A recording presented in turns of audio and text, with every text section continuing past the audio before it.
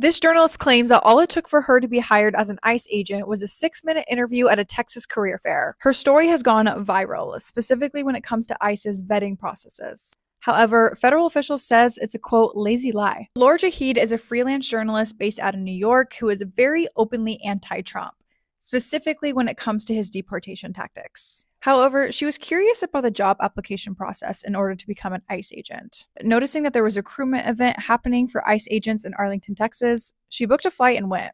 The recruitment event was held at Esports Stadium right outside of Dallas. She says she waited about 15 minutes, and by that time she was called up for her interview. And she says in this interview, it was extraordinarily basic, with questions such as name, date of birth, and location preferences asked.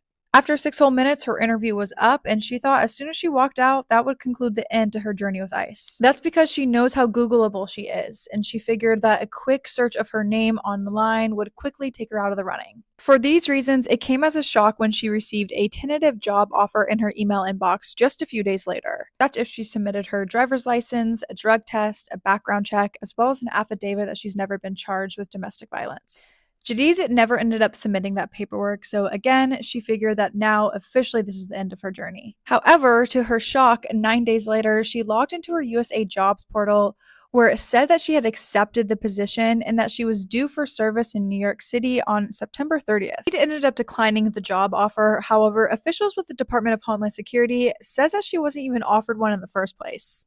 In a response uploaded on January 14th, Homeland Security says that this is such a lazy lie. This individual was never offered a job at ICE. Applicants may receive a tentative selection letter following their initial application and interview, but that is not a job offer. It just means they are invited to submit information for review, similar to every other applicant. That pretty much covers the basics of the story. To learn more, head to Chron.com.